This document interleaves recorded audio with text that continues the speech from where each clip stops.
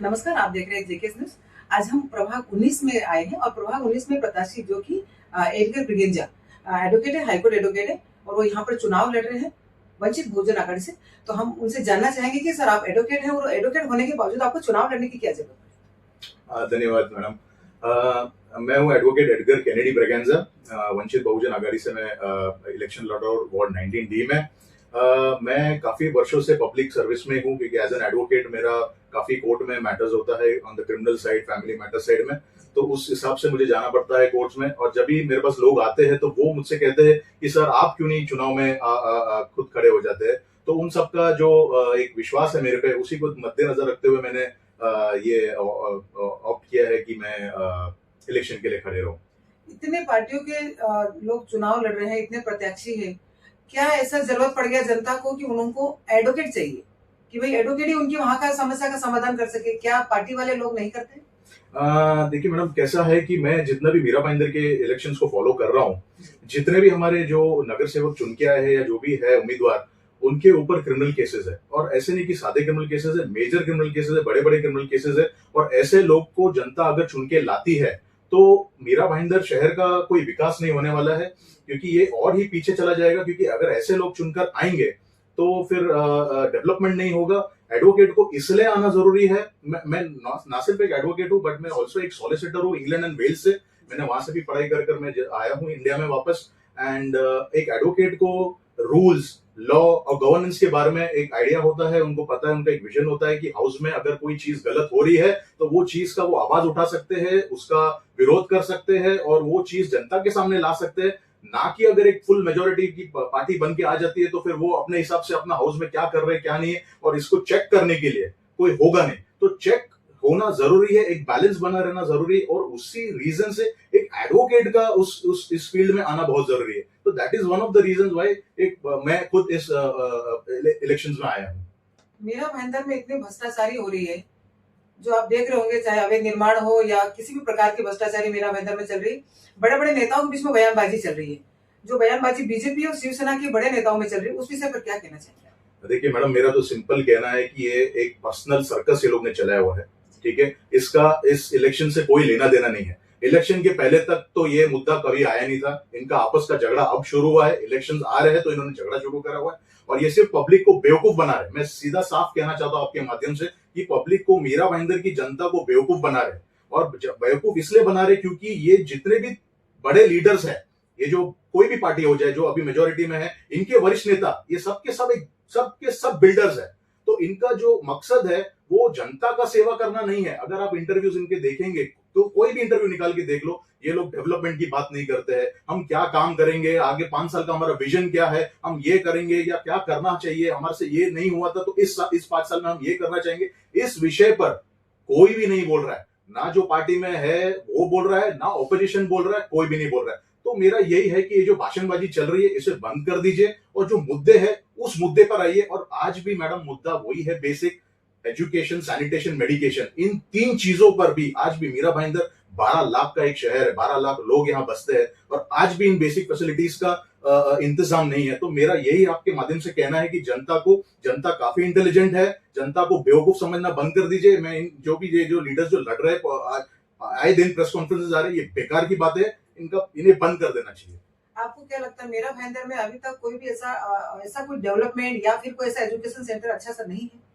देखिए मैडम, कैसा है कि काफी वर्षों से इनकी सत्ता है राज्य में, सेंटर में, इवन मेयर लेवल पे और मनपा लेवल पे। तो भी जो डेवलपमेंट का कार्य है इतनी स्लो गति से चल रहा है। मेरा ये कहना है कि अगर आपकी पर्सनल जो डेवलपमेंट है इतनी तेजी से हो सकती है तो जनता का, मीरा भाईंदर का डेवलपमेंट उस तेजी से क्यों नहीं होता है? मेरा एक सिंपल प्रश्न है कि जो नगर सेवक पहले साइकिल पे जाता था या 2 पहिए पे जाता था, वो अचानक से इलेक्ट होने के बाद वो अचानक से इतनी महंगी महंगी गाड़ियां में घूमता कैसे है? उसका सोर्स ऑफ इनकम क्या है? क्योंकि जब वो एफिडेविट जब डालते हैं तब उनका सोर्स ऑफ इनकम क्या है, वो आईटी भी नहीं भरते हैं, वैसा वो दिखाते। और अचानक से विद इन 5 इयर्स के अंदर उनके पास बड़ी से बड़ी गाड़ियां, फॉरेन कंपनी की गाड़ियां आ जाती है। तो दिस इज करप्शन। ये साफ साफ दिखाई देता है कि करप्शन है इसके अंदर। तो ये जो चीज है ये डेफिनेटली मेरे हिसाब से जनता को समझ में आ गया है। बट आपके माध्यम के थ्रू से मैं फिर से जनता को ये बता देना चाहता हूं कि ऐसे लोगों को चुनकर लाना नहीं चाहिए। इससे उनका उद्धार हो रहा है, हमारा नहीं। और इसमें ये भी कहना है कि जैसे मैंने पहले बताया था कि 12 लाख का शहर है, 12 लाख लोग यहाँ बसते हैं, सिर्फ 3 छोटे हॉस्पिटल्स है हमारे पास, मतलब वो मल्टी स्पेशलिटी हॉस्पिटल नहीं है। आज किसी को इमरजेंसी होगा या कुछ भी, किसी का अगर अर्जेंट में ट्रीटमेंट करना होगा या सर्जरी करनी होगी, हमारे पास वो व्यवस्था नहीं है। और वो व्यवस्था नहीं है, और जितने भी ये वरिष्ठ लीडर्स है, इनके खुद के प्राइवेट हॉस्पिटल्स है, पर क्या वो आम जनता को उस हॉस्पिटल में ट्रीटमेंट देंगे फ्री ऑफ कॉस्ट? नहीं देंगे। 300 बेड की मल्टी स्पेशलिटी, 150 बेड्स की मल्टी स्पेशलिटी हॉस्पिटल्स है, बट आज भी मीरा भाईंदर में एक अच्छा हॉस्पिटल नहीं है जहां पे ये सारी इक्विपमेंट्स एक जगह पे हो। दूसरा, एजुकेशन के नाम पे इन्होंने अपने अपने प्राइवेट स्कूल्स खोल रखे हैं। क्या जरूरत है? आप पब्लिक स्कूल्स क्यों नहीं बनाते हो? पब्लिक स्कूल्स बनाइए, अपने बच्चों को पब्लिक स्कूल्स में पढ़ाइए। आप अपने बच्चों को बाहर भेजते हैं, अब्रॉड में पढ़ाते हैं, आप यहाँ पे एक स्कूल नहीं बनाते हो अच्छा, आप प्राइवेट के नाम पे डोनेशन लेते हो एवरी ईयर। ये जनता कहां से लाएगी इतना सब? मीरा भाईंदर कोई ऐसा ये नहीं है कि ये बॉम्बे, साउथ बॉम्बे का एरिया नहीं है, यहाँ पे मिडिल क्लास लोग रहते हैं। मिडिल क्लास की जो जनता है वो कहां से इतना फीस भरेगी? इन सब बेसिक मुद्दों पे मैडम आज भी कोई बात नहीं करता है। तो मुझे यही कहना है बेसिकली। प्रभाग 19 की जनता अगर आपको चुन के देती है तो आप जनता के लिए क्या करना चाहेंगे? मेरा सिंपल है मुद्दा मैडम। प्रभाग 19 में काफी सारे ऑफेंसेस होते हैं। Chain snatching is very random, क्योंकि मैं खुद एक एडवोकेट हूं, मुझे पता है कि कैसे कैसे मैटर्स वहां आते हैं। अनसेफ एक एनवायरनमेंट बन गया है। आज भी अगर आप प्रभाग 19 के रोड्स में जाएंगे, जो एसके स्टोन से निकलता है, आज भी उसका काम अभी तक हो रहा है। इतना स्लो रेट ऑफ स्पीड से इनका काम चलता है। मतलब जो बेसिक आज भी जो है, जो इन्होंने वादे किए हैं पिछले 15 सालों से, जो वादे आ रहे हैं कि ये होगा, ऐसी पक्की सड़कें बनेंगी, ये बनेंगी, सेफ एक मीरा भाईंदर होगा, हर जगह सीसीटीवी होगा, क्राइम रेट कम हो जाएगा, औरतें सेफ रहेंगी, क्या ये हो रहा है? मैं एक एडवोकेट हूं, मुझे पता है कि कितने केसेस आज के डेट में मीरा भाईंदर से हो रहे हैं। इतने सारे ऑफेंसेस लेडीज के अगेंस्ट में, छेड़छानी के ऑफेंसेस हो रहे हैं मीरा भाईंदर में। तो ये सारा चीज जो है, ये अपने प्रोमिसेस पे फेल हुए हैं। तो इन प्रोमिसेस के फेलियर की वजह से मुझे मेरे प्रभाग में, वार्ड 19 में, इन सब पर इंप्रूवमेंट करना है। पानी की समस्या हो गई या जो भी समस्या होगी, एटलीस्ट एक आवाज उठाने के लिए लोगों का कोई होना चाहिए प्रतिनिधि, जो लोगों का सुने।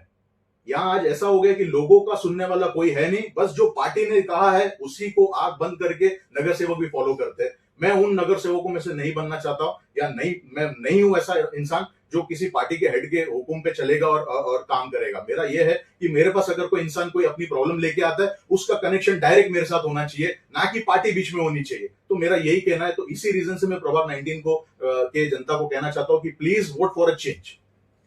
हमारे चैनल के माध्यम से जनता को क्या संदेश देना चाहेंगे? मेरा संदेश मैडम क्लियर है कि भ्रष्टाचारी आज हर लेवल पे, हमारे देश में हर लेवल में घुसा हुआ है।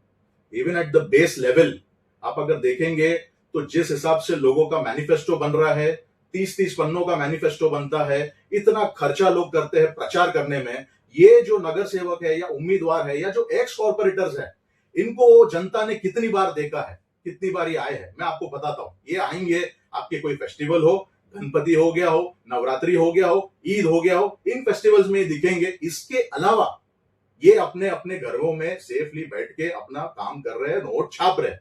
और ये जो पैसा जो वो लोग कमा रहे हैं, ये उनका पैसा नहीं है, ये जनता का पैसा है, ये मेरा और जनता का पैसा है। तो वो पैसा राइट जगह पे लगना चाहिए। ये मेरा संदेश है कि ये जो पैसा जो जा रहा है, इसके लिए अकाउंटेबिलिटी होनी चाहिए, ट्रांसपेरेंसी होनी चाहिए। हाउस में एक ऐसा इंसान होना चाहिए जिसको पता है कि इलीगल एक्टिविटी अगर हो रही है तो उसे कैसे रोके और उसके ऊपर कैसे आवाज उठाए, और अगर गलत हो रहा है, वहां नहीं रुक रहा है, तो उस मैटर को लेके कोर्ट में जाए, पर लेकिन उस चीज को रोके।